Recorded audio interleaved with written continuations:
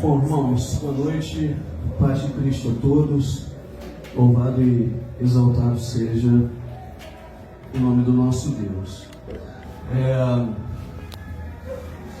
Queria agradecer desde já a presença de cada um de vocês aqui, dizer que é muito bom mais uma vez nós estarmos com vocês, né? Mais uma vez eu estar com vocês aqui nesta congregação, nesta igreja, né? Podemos dizer assim, eu gosto de chamar igreja. Uma das coisas que eu aprendi, por incrível que pareça, uma das coisas que eu aprendi lá em São Paulo, só fui aprender isso lá em São Paulo. Por incrível que pareça, depois de muitos anos, quase 20 anos aí, rodando no sínodo, aprendendo ou estando na igreja presbiteriana, estando inserido na política da igreja presbiteriana, eu fui aprender lá em São Paulo que a gente não precisa ficar tratando um trabalho que está começando como congregação. A gente pode tratá-lo diretamente como igreja, porque as pessoas que estão lá fora, elas não sabem diferenciar o que é uma congregação e o que é uma igreja. Nós que estamos aqui dentro sabemos, né? A gente tem esse entendimento por conta de toda a configuração que se compõe, né, dentro de uma organização para se tornar de fato uma igreja presbiteriana. Mas quem está lá fora não sabe. A pessoa está vendo, ela vê um povo se reunir, ela entende. Aquilo é uma igreja, né? Ela não sabe que é uma congregação, um ponto de pregação, ela não sabe disso. Então eu fui aprender isso lá em São Paulo, que inclusive eles já fazem isso lá no presbitério deles. Eles constroem um CNPJ para as congregações.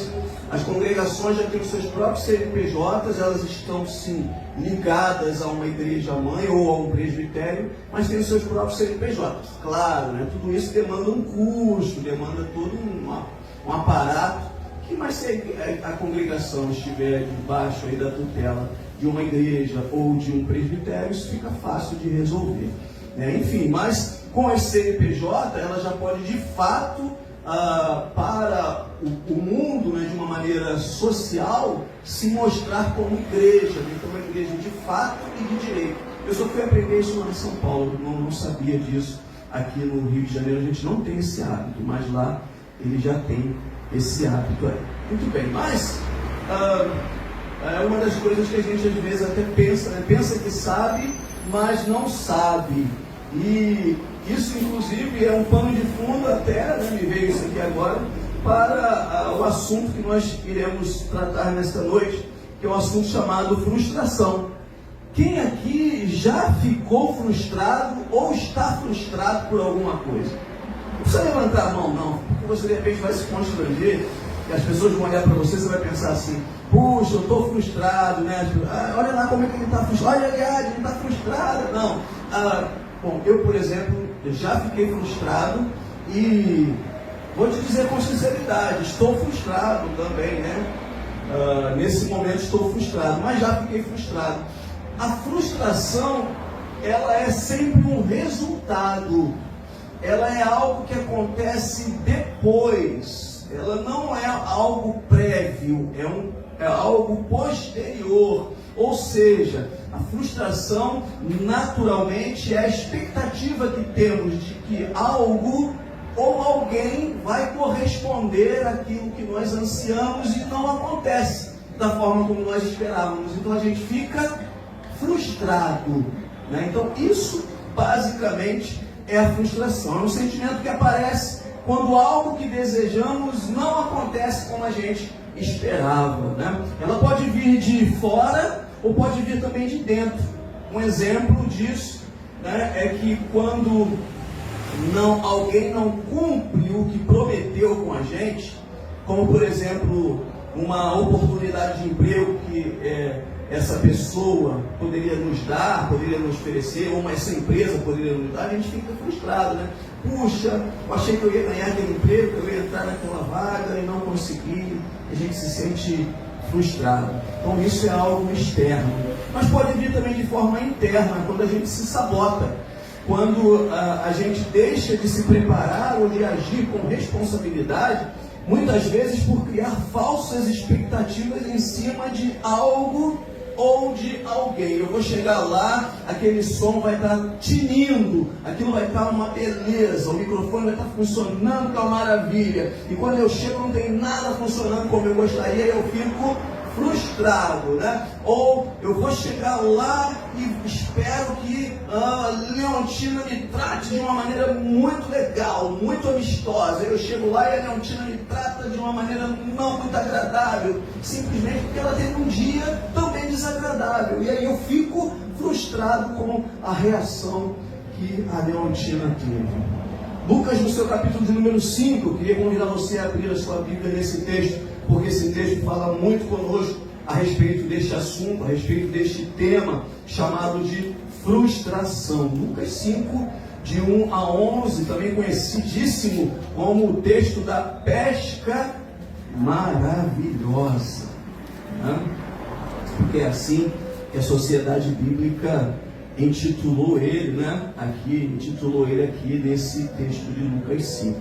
Lucas 5, de 1 a 11. Não precisa ficar em pé não, que vocês já ficaram em pé para o louvor. Podem ficar assentados mesmo, nós vamos fazer essa leitura. Eu vou convidar você a fazer essa leitura, mesmo assentado de forma alternada comigo, tá bom? Lucas 5, de 1 a 11, alternadamente. Não tem problema se a sua tradução for diferente da minha. Você apenas acompanha ou lê aí numa voz mais baixa, talvez, porque talvez a maioria seja a ARA, né? A revista atualizada. Mas vamos lá, Lucas 5, de 1 a 11. Aconteceu que ao apertá-lo a multidão para ouvir a palavra de Deus, estava ele junto ao lago de Genezaré. E viu 2 barcos junto à praia do lago, mas os pescadores, havendo desembarcado, lavavam as redes. Entrando em um dos barcos, que era de Simão, Pedro, pediu-lhe que o afastasse um pouco da praia, e assentando-se, ensinava do barco as multidões. Quando acabou de falar, disse a Simão: passe-te ao largo e lançai as vossas redes para pescar. Respondeu-lhe Simão: Mestre, havendo trabalhado toda a noite, nada apanhamos, mas sob a tua palavra lançarei as redes. Isto fazendo, apanharam grande quantidade de peixes, e rompia-se as redes. Então fizeram sinais aos companheiros do outro barco, para que fossem ajudá-los. E foram e encheram ambos os barcos a ponto de quase irem a pique. Vendo isso, Simão Pedro prostrou-se aos pés de Jesus, dizendo: Senhor, retira-te de mim, porque sou pecador. Pois à vista da pesca que fizeram, a admiração se apoderou dele e de todos os seus companheiros. Bem como de Tiago e João, filhos de Zebedeu, que eram seus sócios. Disse Jesus a Simão: Não temas, doravante serás pescador de homens. Continue. E arrastando eles os barcos sobre a praia, deixando tudo ao seguir. Senhor, na tua augusta, soberana, maravilhosa presença, nós nos encontramos, esperando, Deus, que o teu Espírito Santo nos revele através da tua palavra, o que é bom, perfeito e agradável. É isso que te pedimos, com gratidão em nossos corações, com muita alegria, porque podemos mais uma vez subir ao teu altar para falar do teu amor e da tua graça sobre as nossas vidas. É isso que te pedimos em nome de Jesus. Amém. Queridos irmãos, como disse, este texto de Lucas é um texto que nos mostra claramente que a frustração é um caos na vida de cada um de nós, mas nós podemos vencer este caos da frustração. Na verdade, o Senhor Jesus nos ensina a vencermos este caos da frustração através deste texto da pesca maravilhosa. As pessoas estão indo na direção de Jesus, estão ali afluindo, diz o texto logo no seu primeiro verso, que as pessoas estão ali apertando Jesus, porque se você for dar uma olhada no capítulo anterior, no capítulo de número 4, você vai ver Jesus realizando muitas curas na vida dessas pessoas. Você vai ver Jesus, inclusive, realizando cura na sogra de Pedro, né? deste Simão, tanto falado aí nesse texto, que é o próprio Pedro. Você vai ver Jesus iniciando nesse capítulo 4 a sua missão na Galileia, a sua verdadeira missão de pregar o evangelho do reino, de anunciar as coisas às pessoas. E é interessante que assim, no versículo de número 16, Jesus, ele depois de ensinar nas sinagogas, né, de entrar na Galileia e começar a ensinar nas sinagogas, acredito eu que eu falei isso aqui no último estudo bíblico, que as pessoas se reuniam muito nas sinagogas para aprender e se reuniam muito nas casas, mas muito pouco no templo. Eram raras as vezes que as pessoas iam ao templo. O que elas faziam muito era se reunir nas sinagogas para aprender lá com os grandes mestres que chegavam, com os doutores que chegavam, e que nem sempre eram de fato doutores. Às vezes apresentavam-se pessoas lá simplesmente para enganar o povo, mas Jesus chega lá nessas sinagogas e começa a ensinar de forma maravilhosa, a ponto dele chegarem nessas circunvizinhanças, né, das cidades da região da Galileia, e as pessoas, diz o texto no versículo de número 15, capítulo 4, ficarem maravilhadas e glorificarem ele, ficarem assim glorificando ele por tudo aquilo que ele estava ensinando para elas. Jesus então, estando na região da Galileia, vai a Nazaré, porque ele é um galileu e Nazaré é uma das cidades, ou uma das pequeninas cidades, ou aldeias, alguns gostam de dizer aldeias, da região da Galileia. Jesus então vai lá a Nazaré, deve ter ido visitar os seus pais, sua mãe, seus irmãos, não sei. O fato é que, estando ele em Nazaré, ele também vai visitar a sinagoga de Nazaré.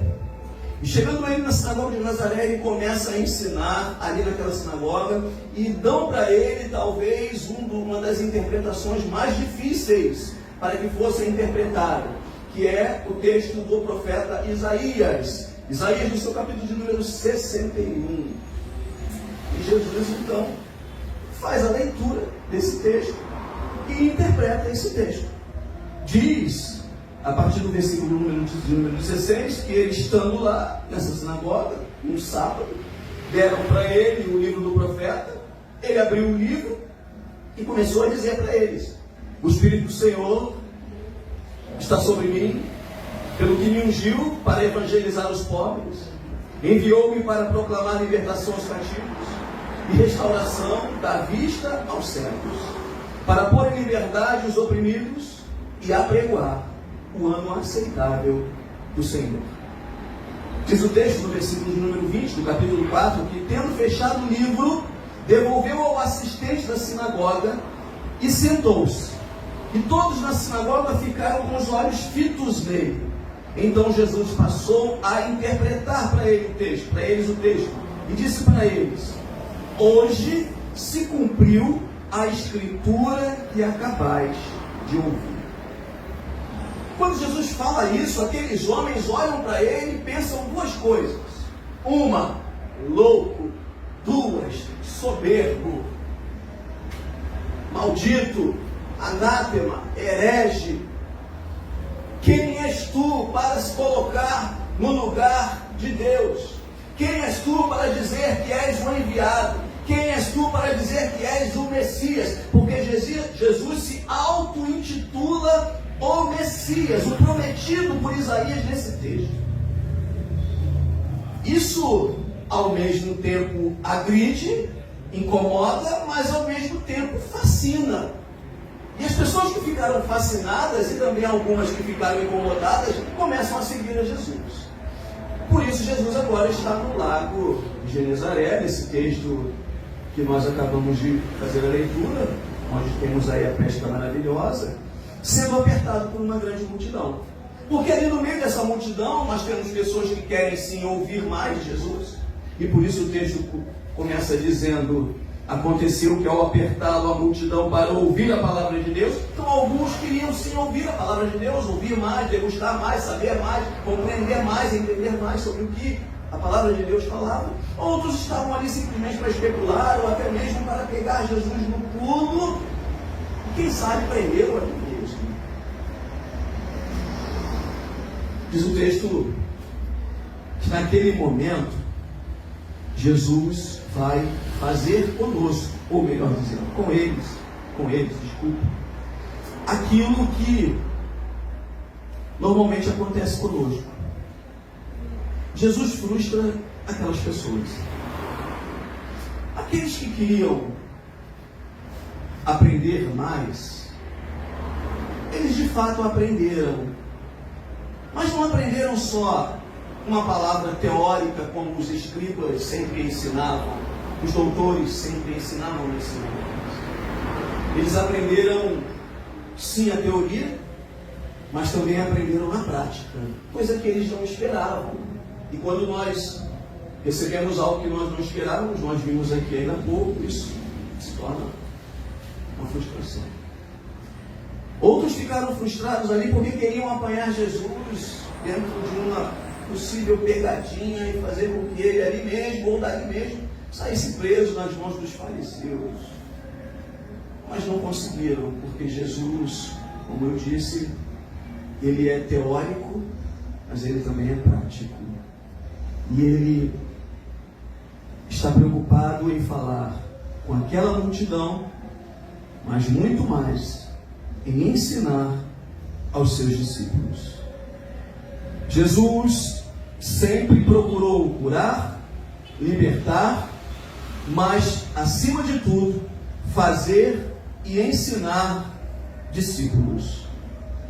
Jesus, ainda hoje, se preocupa em curar, libertar, operar milagres, mas, acima de tudo, fazer e ensinar discípulos. Por isso, meus irmãos, a multidão estava apertando ou oprimindo Jesus. Por isso, meus irmãos, muitas pessoas ainda nos dias de hoje acumulam-se dentro das igrejas. Em alguns momentos nós vemos igrejas cheias, lotadas, porque ali dentro deste perfil de pessoas, este número de pessoas, melhor dizendo, há este perfil de pessoas que estão buscando aprender, mas há também o perfil de pessoas que estão buscando simplesmente as bênçãos que o Mestre, que cura, que liberta e que opera milagres, pode oferecer.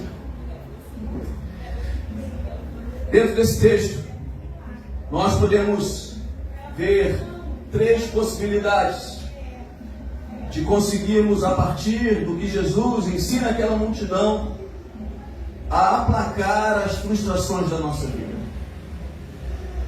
Elas não vão ser resolvidas de um todo, porque quero te dizer que ao longo da sua caminhada, você e eu ficaremos frustrados em outras oportunidades.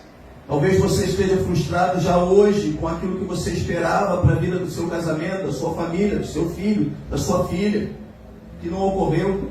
Talvez você esteja frustrado com a profissão que você escolheu e não é o resultado que você tem hoje.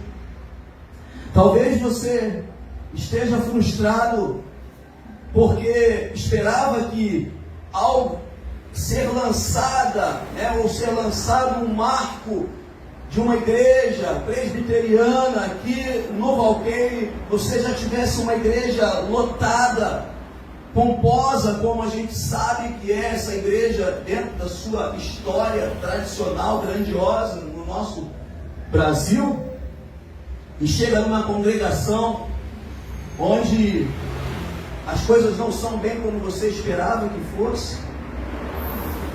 Mas Jesus nos ensina, à luz deste texto, que se nós queremos vencer as frustrações desta vida, nós precisamos, em primeiro lugar, ser discípulos obedientes. Tem gente que está no meio da multidão, mas não é discípulo de fato, e muito menos obedece. Discípulo é aquele que quer aprender com o seu mestre. Mas não basta ter um aprendizado adentrando na nossa mente, no nosso coração. O que Deus quer que nós sejamos é que nós sejamos obedientes àquilo que Ele nos ensina. Estão ali os pais, né, das meninas aqui à frente. Eles não querem somente que elas aprendam, eles querem que elas façam, né, coloquem em prática aquilo que eles estão passando para elas como ensinamento. Assim é Deus para conosco, meus irmãos. Ele quer que nós sejamos sim discípulos dispostos a aprender, mas Ele quer que nós sejamos discípulos obedientes. Nos versículos de 1 a 3 deste capítulo 5, a gente vê Jesus mostrando àqueles homens que mesmo que eles estivessem prontos para irem em outra direção, eles deveriam obedecer a voz, a palavra, o ensino do Mestre. Diz o texto que eles aprenderam quando Jesus disse para eles: vamos para o barco. Vocês têm noção? Eles passaram a noite no barco, a noite no mar, em alto mar, tentando pescar. E quando eles estão desembarcando, diz o versículo 2, eles estão desembarcando, já estão lavando as redes. Jesus diz para eles assim: vamos voltar para o barco. É como se, né, você estivesse saindo da sua casa para ir fazer uma viagem, e aí eu bato lá na sua porta, né, fazer uma viagem que você estava tanto esperando acontecer, e aí eu bato lá na sua porta e digo assim: vamos voltar para casa aqui? Peraí, mas eu estou indo fazer uma viagem, eu estou com as malas nas mãos, eu já arrumei tudo, está tudo pronto para eu voltar, para eu sair. E aí, não, mas vamos voltar aqui, eu quero ir na tua casa. Não, mas não dá, eu vou perder o voo, eu vou perder o ônibus. Não, mas eu quero ver o negócio, né? Eu acredito que eles devem ter ficado ali. Peraí, mestre, que negócio é esse? A gente já está desembarcando, a gente já está inclusive lavando as redes. Vamos voltar para o barco? Tá bom, vamos voltar para o barco. E eles voltam para o barco. Mesmo prontos para irem em outra direção, eles obedecem. Diz o versículo 3 que eles entrando nos barcos, em um dos barcos, o barco de Simão, Jesus pede a eles que se afastem da praia. Já começa de novo a perturbação. O barco já está perto da praia. Já ali colocamos ele pertinho, já tiramos lá dele a âncora para prendê-lo na areia. Está mandando a gente voltar para o mar. E Jesus então começa dali a ensinar as multidões. Talvez até a própria multidão tenha ficado frustrada nesse momento, porque o que eles esperavam é que Jesus desse continuidade nas curas que ele vinha fazendo. Jesus só simplesmente começa dali, de longe, a ensiná-los. Irmãos, se queremos vencer as frustrações desta vida, mesmo prontos para ir em outra direção, nós precisamos obedecer. Mesmo tendo outros propósitos, nós precisamos obedecer. É assim que de fato nós demonstramos que somos discípulos e que somos discípulos obedientes. Nós obedecemos a despeito da nossa própria vontade. Mas se queremos vencer as frustrações desta vida, nós, além de sermos discípulos obedientes, precisamos ser também discípulos confiantes. Tem gente que obedece, mas não confia, até obedece, tá bom? Eu vou voltar para casa. Aí, quando a gente chega em casa, deixa as malas lá no cantinho, volta para casa, aí eu chego e falo, vamos dizer aqui, vou usar aqui o nosso irmão seminarista Henrique. E aí eu chego para o Henrique, está com as malas prontas para viajar para Paris com a Carol. fazendo uma belíssima lua de mel na Europa. E eu chego para o Henrique, peraí, vamos voltar em casa aqui agora, eu preciso falar com você. Ele fala assim, não, mas pastor, eu estou pronto para ir para Paris, Carol, é uma viagem que ela está dando para fazer, a gente vai ver. Não dá tempo, eu preciso falar com você uma coisa, mas pastor, espera aí. Aí ele, tá bom, vamos lá. Eu até obedece voltar para casa. A gente volta para casa. E aí quando chega lá em casa, eu digo para ele, Henrique, não vá para Paris. Peraí, você está de brincadeira? Não, Henrique, se você for para Paris, você vai e vai voltar sozinha. A Carol vai ficar. Como assim? Ela vai cair da Torre Eiffel. Duro, né? Pesado, né? Mas é uma palavra. Irmãos, se queremos vencer as frustrações desta vida, nós devemos ser discípulos obedientes, mas acima de tudo confiantes. Quando Jesus acabou de falar, diz o versículo de número 4, disse Simão, faze-te ao largo, lançai as vossas redes para pescar. Simão deve ter pensado a mesma coisa que o Henrique e a Carol pensaram. Peraí, eu estou pronto para voltar para minha casa, para o recôndito do meu lar, para ver a minha esposa, ver os meus filhos, ver a minha bela sogra que foi curada pelo Senhor, e eu só estou aqui te ouvindo porque o Senhor anteontem curou a minha sogra, então eu vou ouvir, mas eu não estava a fim de ouvir não, mas eu estou aqui pronto para voltar para ver a minha sogra, ver os meus filhinhos, ver a minha mulher, dar um lindo beijo, um beijo gostoso, um abraço gostoso, comer a comidinha dela, e o Senhor está falando para eu voltar de novo para o mar, para pescar. Eu passei a noite toda tentando pescar, não peguei nada. Agora durante o dia, o Senhor está querendo que eu volte para pescar? O Senhor está de brincadeira. Essa pode ter sido a reação de Simão, e pode ter sido também a reação do Henrique. Já está lá quando eu falei para ele. Mas Simão, ele responde para Jesus, porque Jesus precisava de uma resposta. Mestre, havendo trabalhado a noite toda, trabalhou a noite toda, não apanhamos nada. Sabe o que é nada? Nada, absolutamente nada, nem um peixinho. Mas sobre a tua palavra, eu vou lançar as redes. Sobre o que o Senhor está falando, eu vou obedecer, eu vou confiar. Eu confio na tua palavra. Eu confio que o Senhor há de aplacar a minha frustração de ter ficado a noite toda e não ter pego absolutamente nada. E assim Ele faz. Irmãos, não permita que o esforço, o cansaço ou os resultados ruins na vida de vocês sejam maiores do que a confiança que vocês precisam ter no Mestre Jesus. Não permitam que o cansaço das coisas que vocês esperavam acontecerem e não aconteceram, frustraram vocês, tirem de vocês ainda o mérito de confiar nesse Deus Todo-Poderoso.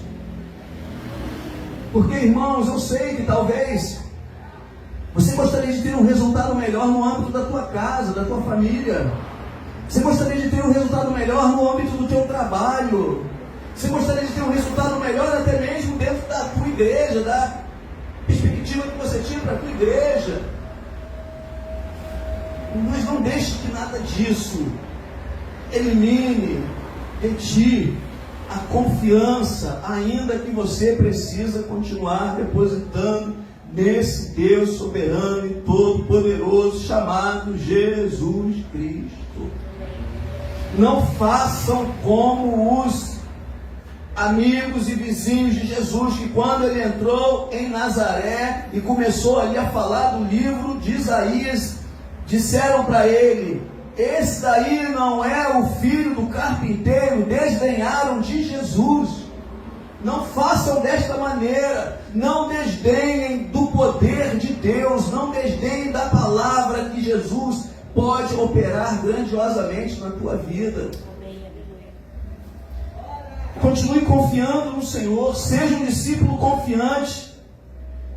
Versículo de número 6 diz que eles, fazendo isso, eles apanharam grande quantidade de peixes, a ponto de romperem-se as redes. Então eles fizeram sinais uns para os outros, tendo que os outros barcos virem ajudá-los. Ou seja, irmãos, quando confiamos na provisão do Senhor, Ele nos surpreende. Quando não permitimos que o cansaço da vida nos impeça de seguir a Deus, Ele nos dá resultados magníficos, maiores até do que a gente esperava, porque eles não esperavam, dentro de uma pesca à noite, encher os barcos todos, que eles estavam a ponto dos barcos irem a pique. Eles esperavam pescar lá, normalmente, como acontecia. E agora, Jesus está dando a eles um resultado grandioso, muito maior do que o que eles esperavam. Ou seja, quando nós obedecemos e confiamos em Deus, Ele nos dá resultados grandiosos, resultados maiores do que aqueles os quais nós esperávamos outrora. Se queremos vencer as frustrações desta vida, irmãos, nós devemos ser discípulos obedientes, mas também devemos ser discípulos confiantes. E por último, eu digo a você que nós também devemos ser discípulos servos, que estão dispostos a servir. Tem gente que até confia, mas não está disposto a servir. Eu confio, né? Mas daí a servir, porque eu chego para o Henrique e a Carol, que eu peguei hoje para exemplo, e digo para eles: olha, nem vá para Paris, e além de tudo, vamos para a igreja. Vamos fazer um evangelismo lá, uma tarde de evangelismo lá na porta da igreja. Isso não é um brincalhão. Em vez de estar viajando para ver a Torre Eiffel, né? O senhor está me chamando para ficar sentindo o cheiro do valão ali na Vila Valqueire. Isso é um brincalhão.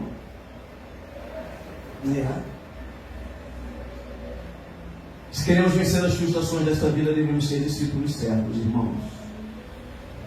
E viver e fazer outras pessoas também viverem. Porque foi para isso que nós aqui estamos neste mundo. Usando os nossos bens, as nossas bênçãos, as nossas provisões em prol do outro. Versículo de número 8. Simão, quando vê isso acontecer, ele se prostra diante de Jesus, dizendo: Senhor, retira-te de mim, porque sou pecador. Ele reconhece que não é digno. Muito bom isso. E talvez isso seja algo que passe pela sua cabeça. Quando você pensa assim: tá, eu até quero servir, mas eu sou tão indigno, eu sou tão pequeno, eu sou tão fraco, eu sou tão falho, eu não consigo, eu sou tão tímido, eu sou tão tímida, eu não sei fazer. Não vá por esse caminho. O Senhor já disse para você: quando você se dispõe a servir, Ele vai fazer com você coisa grandiosa, porque Ele quer usar a sua bênção, o seu talento, a sua provisão, não em prol da sua própria vida, porque às vezes a tua interpretação de si mesma, ela está aquém da interpretação que Deus tem da sua própria vida, porque você não conhece de fato a você mesmo. Quem conhece de fato plenamente a você mesmo, a todos nós, é o Senhor nosso Deus. Então, meus irmãos, em nome e por amor de Jesus, reconheça sim que você não é digno, mas não faça disso uma barreira para servir ao Senhor.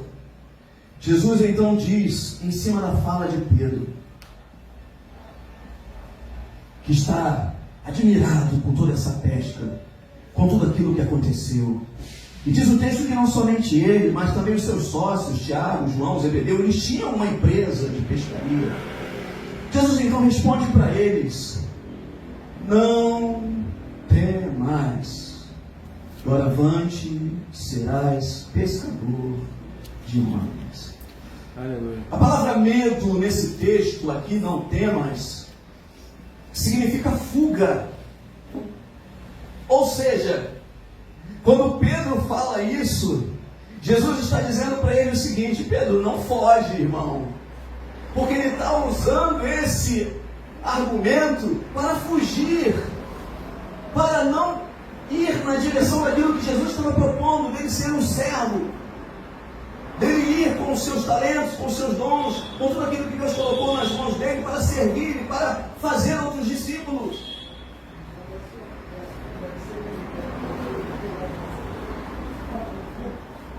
Bateu em Pedro uma vontade enorme de fugir. Eu digo para vocês, quando disseram para mim que o único jeito era abrir uma congregação aqui no Valqueire, bateu em mim uma vontade enorme de fugir. Enorme de fugir.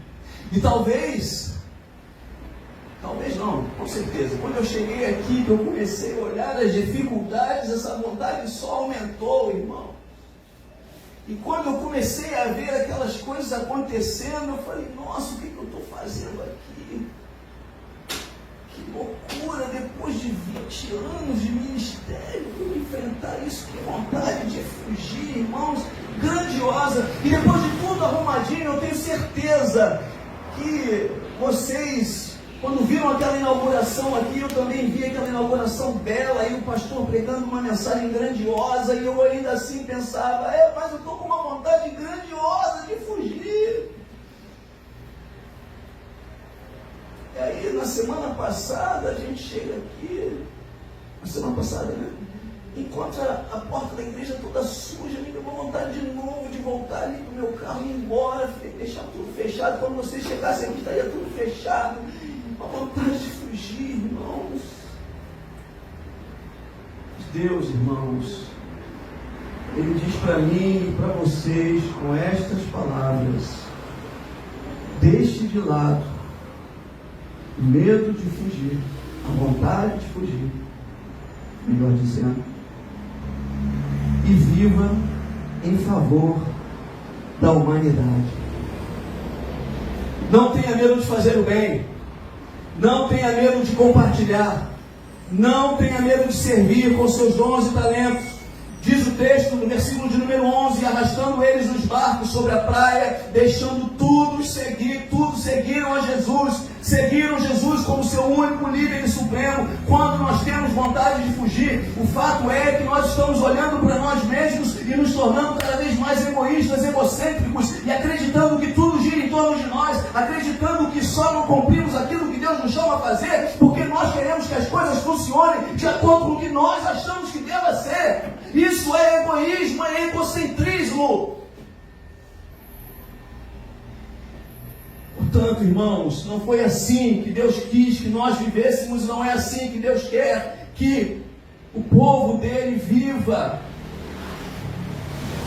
Deus quer que nós olhemos para Jesus como nosso único, suficiente, supremo líder.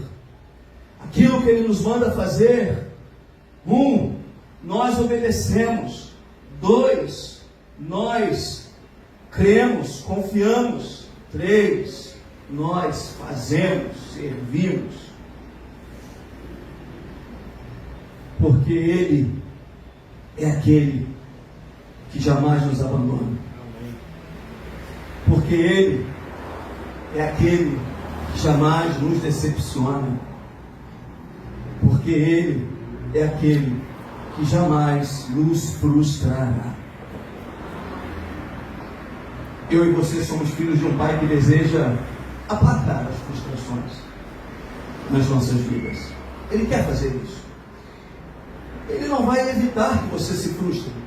A gente vai ter frustrações sempre, até fazendo um bolo, né, Leontina? Está fazendo um bolo e de repente acontece alguma coisa, você coloca um ingrediente lá que não era para ter colocado, e aquele bolo murcha. Frustração. Então Deus não impede que nós não nos frustremos, mas Ele aplaca as nossas frustrações, dando-nos direções para que a gente consiga viver neste mundo, mas como discípulos que obedecem, discípulos que confiam, discípulos que servem, e assim fazendo com que a nossa vida e a vida das pessoas que estão ao nosso redor se tornem vidas melhores diante de Deus, porque a gente vive e faz viver na presença do Senhor. Que Ele assim nos abençoe, para que a gente possa sempre através do favor desse Deus Todo-Poderoso, ser bênção na vida de outras pessoas, como estes homens foram, como Jesus nos ensinou a ser. Amém.